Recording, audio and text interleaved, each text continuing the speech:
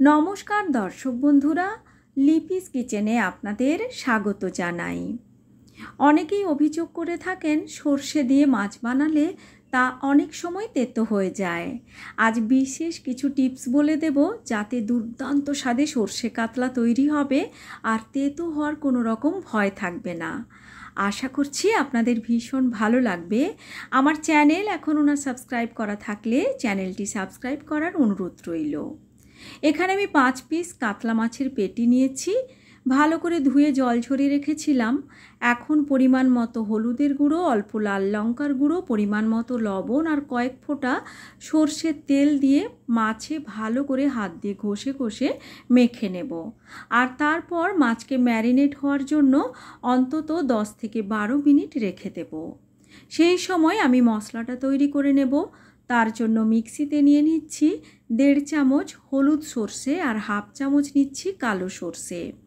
যদি আপনারা ঝাঁঝ বেশি পছন্দ করেন সেক্ষেত্রে কালো সর্ষের পরিমাণটা একটু বাড়িয়েও দিতে পারেন। আমি এখানে সর্ষের পরিমাণটা একটু কম দিয়েছি কারণ এখানে আমি একটুখানি কাজু বাদামও ব্যবহার করব। এখানে আমি বেশি নয়, জাস্ট 5টা থেকে 6টার মতো কাজু বাদাম দিয়ে দিচ্ছি। কাজু দিলে রান্নার স্বাদ যেমন ভালো হয় তেমনি টেক্সচারটাও সুন্দর হয়। কাজুর পরিবর্তে আপনারা চাইলে 1 চামচ পোস্ত কিংবা 1 চামচ সাদা তিলও ব্যবহার করতে পারেন, তবে আমি এখানে শুধু কাজুটাই ব্যবহার করছি। আর যদি কাজু, তিল কিংবা পোস্ত কোনোটাই না ব্যবহার করেন সেক্ষেত্রে সর্ষের পরিমাণটা বাড়িয়ে দিতে হবে। আর সর্ষে বেটে নেওয়ার পর তা অবশ্যই ছেঁকে ব্যবহার করতে হবে, অর্থাৎ সর্ষের খোসাটা বাদ দিয়ে ব্যবহার করতে হবে। এখানে শুকনো অবস্থায় সর্ষেটা একটু গুঁড়ো করে নিয়ে তারপর এখানে অল্প লবণ আর কাঁচা লঙ্কা দিয়ে মসৃণ করে সর্ষেটাকে বেটে নিয়েছি।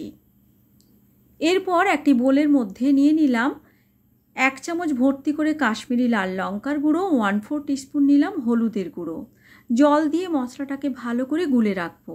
এতে করে গুঁড়ো মশলাটা ভালো করে ফুলে যেতে পারবে আর তাতে করে গ্রেভিটা সুন্দর তৈরি হয়। এবার একটি কড়াই গরম করে নিয়ে সর্ষের তেল দিয়ে তেল একদম ধোঁয়া ওঠা গরম হলে ম্যারিনেট করা মাছের পিসগুলো ছেড়ে দিচ্ছি ভেজে নেওয়ার জন্য। দুদিকেই ঘুরিয়ে ফিরিয়ে সুন্দর লালচে রং ধরলে মাছগুলো তুলে নিচ্ছি। বাকি রান্নাটা কিন্তু আমি এই মাছ ভাজার তেলেই করে নেব, তবে এখন ফ্লেমটাকে একদম কমিয়ে দিতে হবে। আর তারপর এখানে আমি দিয়ে দেব ফোড়ন হিসেবে 1/4 টিস্পুনের মতো কালো জিরে আর দেব চেরা কাঁচা লঙ্কা। কালো জিরে আর কাঁচা লঙ্কার ফ্লেভারটা এই রান্নায় কিন্তু দুর্দান্ত লাগে। আর তারপর এখানে যে হলুদ আর লঙ্কার গুঁড়ো বা কাশ্মীরি লাল লঙ্কার গুঁড়ো আমি জলে গুলে রেখেছিলাম সেটা যোগ করে দিলাম। ভালো করে এখন একটু নাড়াচাড়া করে মশলাটাকে কষিয়ে নেব। এভাবে জলে গুলে মশলা ব্যবহার করলে মশলা যেমন পুড়ে যাওয়ার ভয় থাকে না, তেমনি রান্নার স্বাদও কিন্তু বেশ ভালো হয়। মোটামুটি মিনিট 2 লো ফ্লেমে এই মশলাটিকে ভালো করে কষিয়ে নেওয়ার পর এখন সেই সর্ষে আর কাজুর পেস্ট এখানে যোগ করে দিলাম। একদম সরাসরি তেলের ওপর সর্ষে বাটা দিয়ে কষিয়ে না নিয়ে এভাবে একটু জল দিয়ে মশলা গুলে নিয়ে কষিয়ে নিয়ে তারপর সর্ষেটা ব্যবহার করলে সর্ষে তেতো হওয়ার একেবারেই চান্স থাকে না। আর চেষ্টা করবেন সর্ষেটা বেটে নেওয়ার অন্ততপক্ষে 10-12 মিনিট পরে রান্নায় ব্যবহার করতে, তাতে করে সর্ষে তেতো হওয়ার ভয় থাকে না। সর্ষেটা দেওয়ার পর মোটামুটি 5 মিনিট মতো আমি এভাবে ভালো করে কষিয়ে নিয়েছি।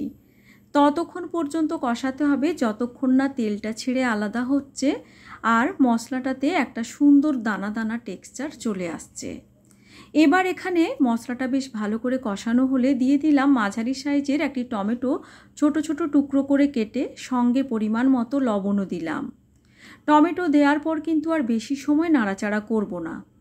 টমেটোটাকে কিন্তু এখানে একদম নরম করে গলানো যাবে না, টমেটো বেশ গোটা গোটা থাকবে। এই অবস্থায় আমি এখানে জল যোগ করে দিলাম মিক্সির জার ধুয়ে প্রায় 1 থেকে 1.5 কাপের মতো। এবার ফ্লেম বাড়িয়ে দিয়েছিলাম ঝোল ফুটে উঠলে এখানে আমি ভেজে নেওয়া মাছের পিসগুলো ছেড়ে দিচ্ছি। এবার উপর থেকে কয়েকটা কাঁচা লঙ্কা দিয়ে দিচ্ছি, যেগুলো আমি না চিরেই এমনি দিচ্ছি, যাতে করে বেশি ঝাল না হয়, যেহেতু আমি সর্ষের সঙ্গে কাঁচা লঙ্কা বেটে দিয়েছি।